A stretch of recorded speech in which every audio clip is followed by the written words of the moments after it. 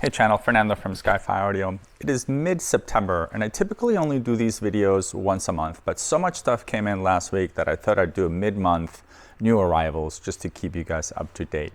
It's gonna be about 10-15 minutes. I'm gonna go through all the stuff that came in, the brand, the model, why we got it in the first place, and that's it. It's gonna be a quick video. So let me jump right in. Simdex Audio, these are super rare speakers. I've never seen them before, but I understand they got a pretty cool following.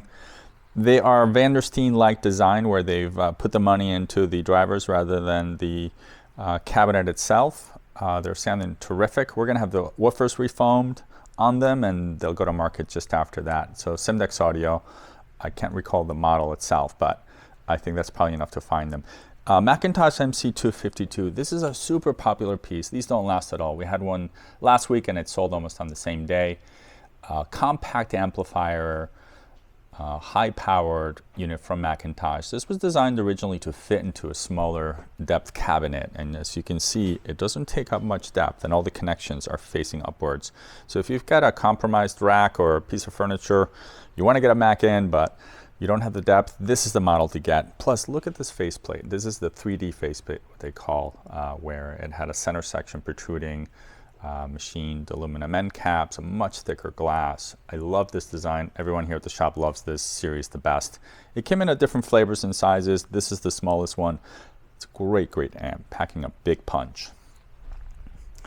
Right, moving over this way, we got a huge Bryston system. We don't really get a lot of Bryston, but we just did from a good client of us on consignment. And check out this system. This isn't even all of it.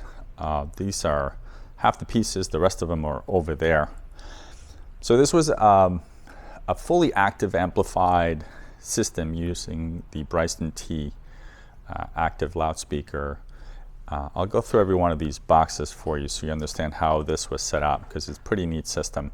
So at the heart of it is the Bryston Model T signature series speaker right here, which is the passive unit, meaning that there's no internal crossover to this guy. These drivers are wired directly to the binding post in the back. So you'll find 3 sets of binding posts, low, mids, and highs. And exactly what you'll have is 3 of these woofers going to the lows, the 2 mid-ranges going to the mids, and obviously the tweeters going to the highs. No internal crossover whatsoever. That's left to be done by the external crossover, which is an active DSP unit. And that's what this box is right here. I don't see it. Oh, it got moved. Where is it? Where is it? Okay, I found it. Here's the BAX1 active DSP crossover.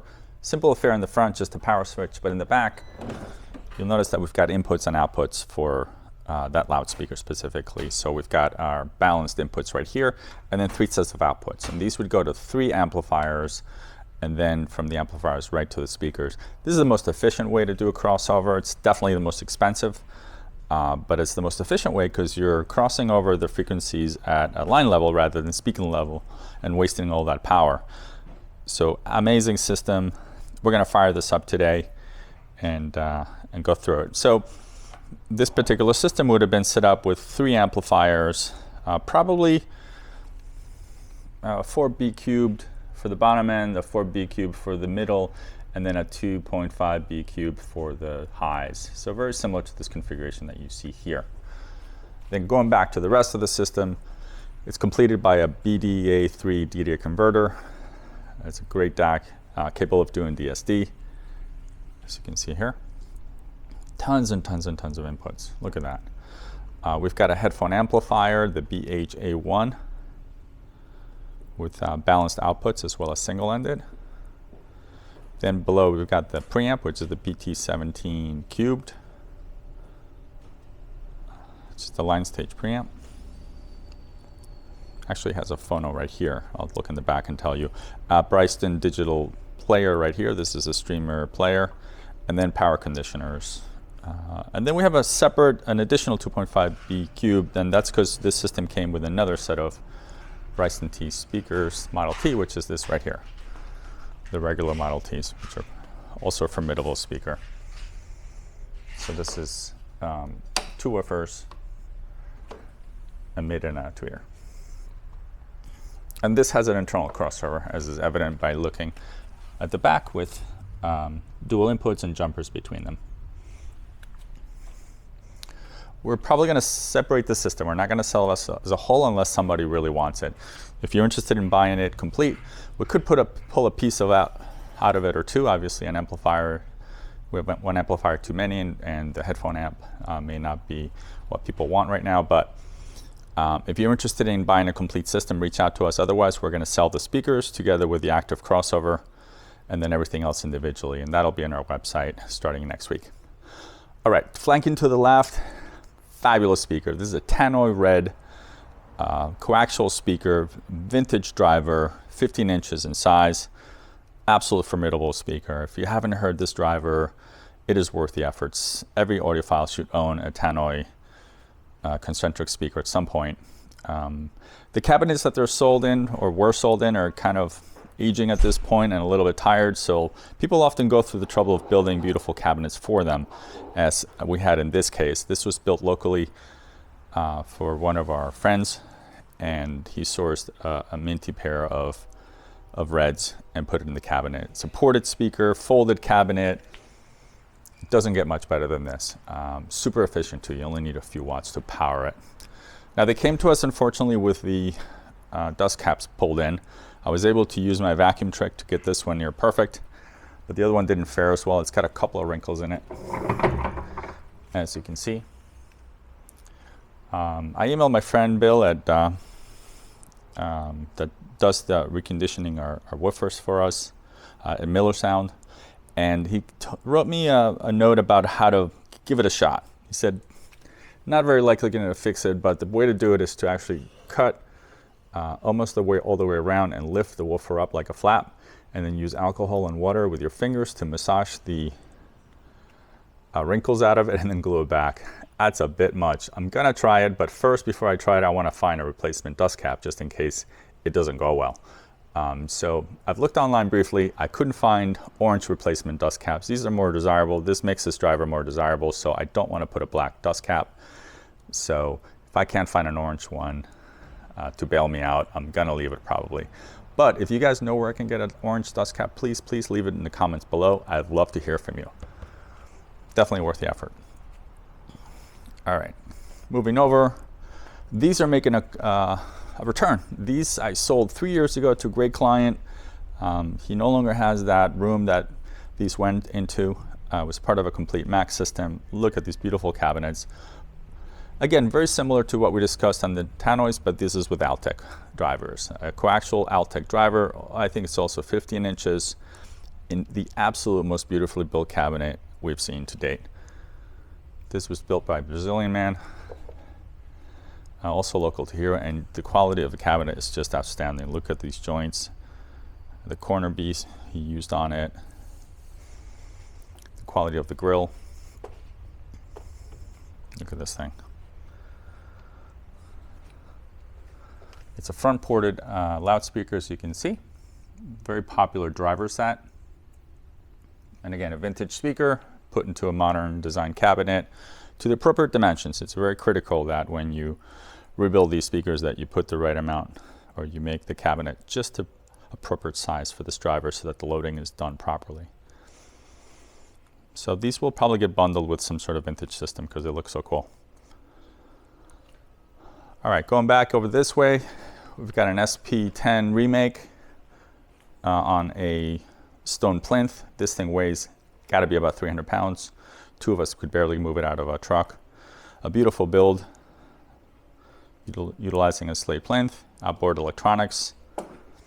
Haven't gone through this yet, but it's certainly a formidable build. All right, circling around the other way. Let's go over here. A second set of Mac speakers. I featured these on the last video, but these just came in, coincidentally. Similar size, slight different driver complement. I think these are the XR14s. Fuses on the back. These have already been restored.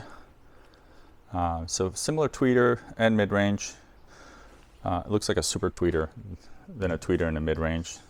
And then the woofer has already been refoamed. So this is ready to go. Beautiful cabinet condition. Look at these things. You know, these have to be 40, 50 years old. So the cabinet, to find a cabinet in this condition is pretty remarkable. All right, circle around this way. A Sakara Model FM1 tuner. We have the largest collection of Sakaras probably in the world here. This one is one of the earlier ones that is a fabulous performer. We have other models right now on our website if you're interested in knowing more about the Sakara FM tuners. Considered the best tuner ever made, essentially. This Elite, Pioneer Elite, you've seen videos on this before. This one's waiting for some light service. So is this Yamaha piece. Check out this thing, the CR 2020, beautiful piece. So this will receive a light service. Synergistic Research, this is the PowerCell 12. Beautifully designed and built unit. And look at the power cord it comes with. Absolutely crazy. It's a Galileo SX power cord. Don't know much about this, but I'm about to find out. McIntosh NC240. This is an interesting piece. It's all original, and it works well. So we're sort of back and forth between rebuilding it and leaving it alone. So we're not quite sure what we're going to do with it. It is a consignment piece. We don't generally restore consignment pieces. So we're probably going to list it and just let the client know that if they want us to rebuild the power supply, that is available after purchase. But a super minty McIntosh 240. 40 watts, all tubes, terrific amplifier. This is my Sony TAN77ES. This has a blown channel. I was doing a video on this last week. Put it on the bench, put it up to load, and kapooey, one of the channels went. So I had to bail out on the video. Unfortunately, it was going to be a good one. So Ben's going to have to dive in and see if he can fix this thing before we complete that video. Bummer on that. Circling back this way, Miyajima Wu 1. This is a preamplifier from a Japanese maker. Don't know much about it either, but I will soon. Technics RS 1500. This is a killer reel-to-reel machine. This is what our go-to machine for reliability, build quality, and the features that it has built into it. I think I did a separate video on the 1500 before, so I'm not going to dive too deep. But the gist of it is 15, 7.5, 3.25 IPS. Check this out. Playback for both 4-track and true-track. This is critical for a home machine these days. That means that you can flip the switch to 4-track and play an off-the-shelf reel-to-reel recording like this great Dave Brubeck quartet that I've got here, right? And then if you want a hi-fi experience, you flip this to two tracks, and you can utilize the entire tape for a single track, getting the most at 15 IPS. It's as good as it's going to get for home. That means you can go ahead and buy some of the more modern recordings from Recording the Masters or one of these companies that is reissuing half-track, quarter-inch recordings. So super flexible, super reliable, wonderful machine. Just acquired this one, and check it out. It comes with a wired remote. Never seen this before. Very cool piece. So I'm going through the paces on this. I know I need a counter belt. The counter also needs lubricating because it's noisy. And then it needs a full service, controls, lubrication, etc. But it fundamentally works well. Circling back this way, looks like Ben on his bench. He's got an MA 6500 integrated amplifier. There's an all analog unit from, I think, the 90s. That needs a light service. Looks like it needs lamps and cleaning, etc. Working. This will hit the market Friday. And the repair queue, nothing new. You're familiar with most of this stuff from our last video, so I'm not going to dive in there. And I think that covers everything. Thanks for watching. I hope I didn't bore you. Please leave comments. I answer 100% of the comments, or at least I try to, at least the nice ones. And I'm sure I made some mistakes on the model numbers and stuff, but please chime in, share your system with us, dive in with any questions, and thanks for watching.